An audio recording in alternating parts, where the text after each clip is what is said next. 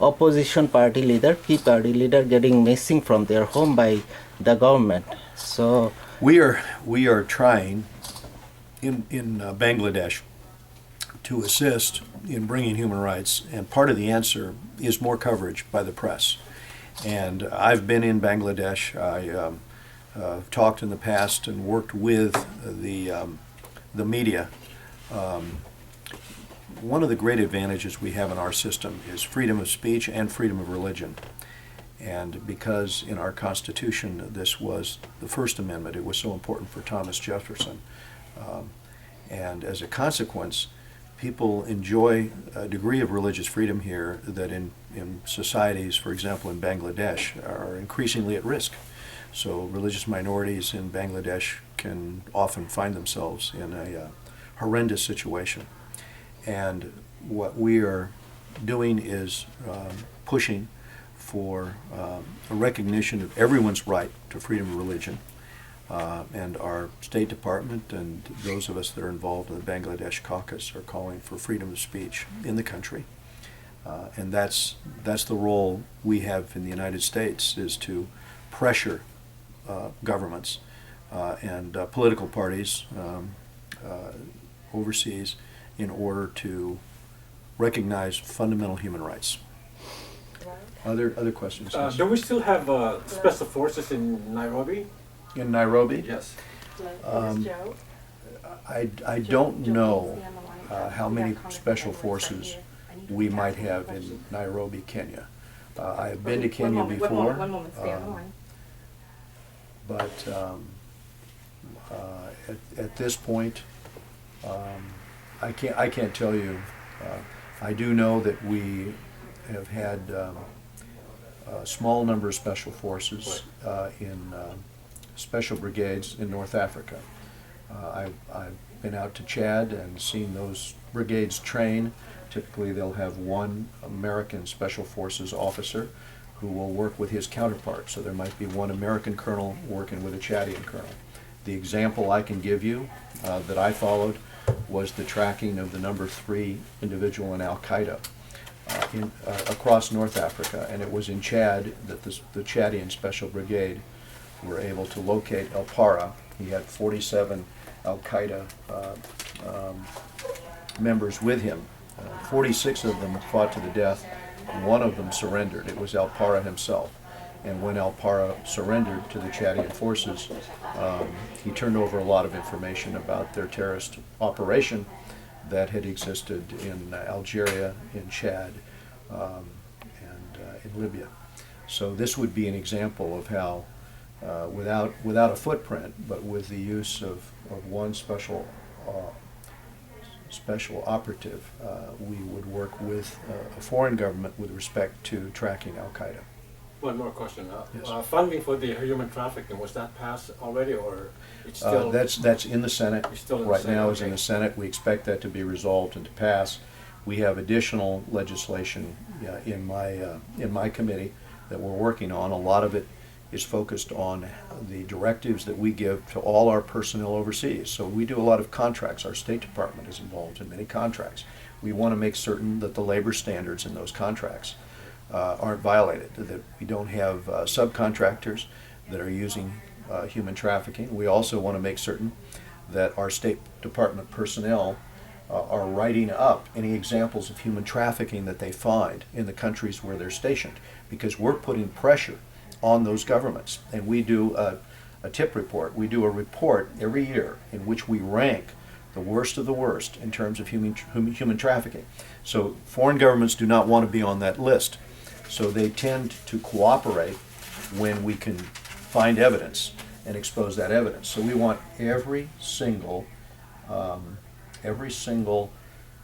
U.S. Member of the Foreign Service, when they're working overseas, to have their eyes and ears open to what's happening in terms of trafficking, because they can have an enormous impact by assisting us when we prepare the tip report. And then that report is given before my committee, and it creates a lot of leverage on these foreign governments. Frequently ambassadors will come in to try to explain to me how they're trying to make changes. I lead delegations overseas to other capitals. And when we're there, I'll have 7 or 8 members of Congress, and we'll press those governments, especially those that have been the worst offenders, on rectifying this. We're forcing those governments to pass legislation in their own countries, and we're also meeting sometimes with their court justices, with their equivalent of our Supreme Court, in order to encourage prosecution. Because what we want is a worldwide effort. And lastly, I will say, what we've also enacted is legislation now that exchanges information. So if there's a child predator in Brazil who's going to come to the United States, or a child predator in Los Angeles that's going to Brazil, either way, that information will be shared. And I'm taking a hypothetical example, of course, but that way their government will know that this child predator is coming, and also, or they might find out and alert us so that we can arrest him upon his return. So this, again, is an attempt to close down the network worldwide of predatory behavior. Congressman, Yes. Royce, I actually have somebody on the line. His name is Joe Long. You know him. He's from the Asian Pacific Petition Group. Yeah. And I'd like for him to actually speak. Joe, are you on the line? Hey, Joe. Ed Royce, how are you doing? Good morning, Congressman Ed Royce. I've been observing and I've been so appreciative of your office. Very visible and very active in the foreign affairs activities. So once again, I would like to take this opportunity to say thank you very much. Sure, Joe. Sure. But do you have a question I could help you with? Yes, sir. My primary focus right now is your bill, HR 4254 from the last 4254. I'm supposed to review. Repeat. Joe, can you repeat that again? The name? HR 4254. No, I know, but the name, but the name of the bill. The name of the bill is Vietnam Human Rights. Oh, right. Act. Yes. Very good, Joe. Yes, we are going to reintroduce the legislation on Vietnam human rights, and the reason we're doing it is because we are trying to pressure the regime in Hanoi in order to recognize fundamental human rights, and we have also passed legislation in the past out of the House of Representatives to put Vietnam back on the country of particular concern list. As you know, that list is reserved for those countries that refuse to recognize religious freedom or basic human rights. And in Vietnam, it is because the government there beat Catholic, Protestant, and Buddhist practitioners or clergy. And I myself have visited in jail in Vietnam or under house detention the head of the Unified Buddhist Church, the Venerable Thich Quang Do, as well as the, do I say, Hoa Hao Church? Yes, wonderful, sir. Wonderful. I met with both. And in one case, I know that now the head of the Hoa Hao Church, he actually was beaten very, very badly. I don't think we can meet with him again because I don't think he can even talk. And this is an example of, when you have a totalitarian government that does not respect religious freedom. We also have the example of a pastor who was beaten multiple times. So I've called upon the ambassador in Washington from Vietnam to intervene and to guarantee that this kind of treatment will not continue to be directed against people because of their religious beliefs. And that is why I'm going to reintroduce the legislation. Thank you very much, sir. And I might add that this bill would actually encourage Vietnam to be a partner with the U.S. And Yeah. By using this bill, we can, because those who are abusing the power in Vietnam are those still remain close to China. Well, Joe, we're in dialogue. We are in dialogue with the government in Vietnam in order to press them on this. And the government in Vietnam, of course, want better trade relations with the United States. So what we are saying is, if you want a better relationship with the United States, it's preconditioned upon a recognition that you have to allow religious freedom of your people. So this is, as you know, I mean, this is a message I have personally carried to Vietnam, and I've spoken with the head of state and others who have visited here about these various issues. But not just me. The members of my committee on both sides of the aisle have spoken to this issue, and we intend to continue to pressure the government. But thank you, Joe, for calling in. I appreciate it. Thank you, sir. Other questions? Thank The you, last Joe. question Well, regarding the I conference. gotta let you go. Thank How you. you see Bye bye.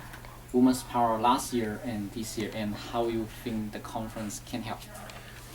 One of the things that we've seen is in fields like engineering, science, a higher and higher percentage of young women choosing to achieve degrees in these categories. I did a STEM competition last year, and I was surprised that the majority of young people who signed up to compete were in fact women, and the team that won were women, were girls. And this was to invent a new app for your cell phone. By the way, it is amazing just how innovative young people are. Do you know what the But app we had a is? district-wide. I could show you the app. We're going to Oh. do this. We're going to do this That's again great. this year. Thank you. But we try to go out to the high schools and encourage participation. And so, what we're trying to do is elevate STEM fields for women. Yesterday I was at a conference, and one of our speakers here today spoke at that conference. It was in Los Angeles, and the subject matter was to how to pave the way for success for women. And STEM fields pay, 30% higher at least than other fields. So you see more and more young women coming into education, mathematics, and science. It is paving the way for very bright futures, rewarding futures. But we need to do more, because at this point, women are maybe 42% of the workforce, but they're 27% of those in STEM. We passed legislation to expand the STEM programs and to expand grants from the National Science Foundation, but what we're focused on is adding computer science to STEM. Here in California, this is such an important discipline. If we can get more women when they're in junior high school to be mentored, to be thinking about this, if we can get more in high school to get into these STEM competitions, it is highly likely that in college we can increase the number of women who register into these programs. So that is one example, is just in the hard sciences, how women are achieving more and more, and as a consequence it will accrue to their success. But there's also leadership. There's learning how to be assertive, how to get that promotion. And so all of this is part of our conference here in order to prepare young women so that they have the insights from other successful women in terms of how to best achieve and get those promotions, and in every field. I agree. And someone as a background in the computer science, I have the experience. But one of the problems, I know there's a lot of corporations that are not friendly for women that as a parent as well. Right, So right. there is that balance that missing in there. Some corporation out there is not as friendly, I guess. That is right, and we're trying to change those corporate cultures. And one of the suggestions that some of our presenters have had is for women to find a mentor, either a man or a woman in the company. And once you've established that relationship with that mentor and you have that advocate internally in that company, you have suddenly found somebody who will try to overturn the bias in that corporate culture and work to change the corporate culture. My wife, for example, when she was at Procter & Gamble, started a mentorship program for interns coming in who were minorities, in order to get them sort of mainstreamed into the culture at Procter & Gamble. Procter & Gamble had a very specific culture. So she started the mentorship program, but she started to link up these young mentors that might otherwise not have been noticed with successful men or women in the company. And as a consequence, many of them went on to themselves become officers in the company. So that strategy apparently works for a lot of young people, and so that our presenters will explain those types of strategies in terms of how to bend the corporate culture so that it becomes more welcoming to young women. Congressman Royce, in regards to when you say mentorship, what about the not only the youth, but there are older generations that are trying to get back into the picture, Right. And they want to work in the corporate field, and they've been, like, let's say, mothers, and or they laid back and didn't work for a while, maybe Right. 5 years or 10 years or so, and they want to get back into the picture. And everything about internships about the youth, which is good, but what about the in that middle part where where the 50 plus or and so forth? How do they get into that mentorship? And let's just say, because most of the mentorship, of course, are already up in the higher echelon already, Yeah, right, and right. but they don't want to hire those other people or mentor them because they're looking at the youth. How do we get that degree of level that I mean, in your thoughts? But I mean, many of those individuals, let's say you've got a man in his 50s who's left the workforce because his particular skill has been crowded out by the advance of science and the development of new technologies for producing something that in the past maybe he had a job there and now he doesn't. Typically, he'll already know the strategy, for corporate culture and how to argue his case. What he really needs to do is to go back to university or to trade school and obtain the skills for a new discipline. And so that is also something that is available, especially through a lot of the skills programs that the community colleges teach, or he can go back to university, or she can go back to university. But it's for a mentorship program, usually what you're trying to do is take a young person who is coming from a background where she or he does not really have available to them the body of knowledge that a more senior individual in the workforce has acquired through life experiences, and giving them that head start, but especially those insights that a mentor can give them.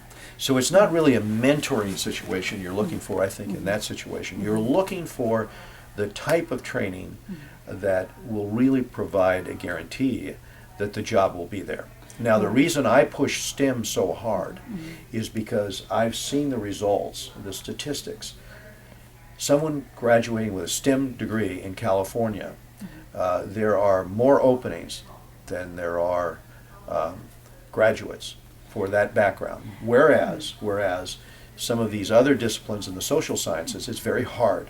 So I'm just trying to focus young people so at least they know where the jobs are, and also how to use mentoring strategies in order to get a chance to move up in a company. Because oftentimes in other cultures people are very quiet. So for example, you might have a young woman who does an excellent job, but if she doesn't talk to her supervisor and explain to him what she has in mind for her own career path, or a young man who's very quiet and does not realize that there are strategies available in order to start that dialogue with upper management about his career, they might not be noticed. And so the good thing about the dynamic speakers that we have here is that they can lay that out. But for the retired, or the person coming back into the workforce, that really requires the demonstrable achievement of a new mastery of a new discipline. But when they get that degree, that is usually, gives them the ability to say, okay, here's my computer science degree, or here's my aptitude, that I have in this new discipline, this new trade that I learned, and then that gives them an entree back into the workforce. Thank you. Okay, well, thank you very much. Thank you.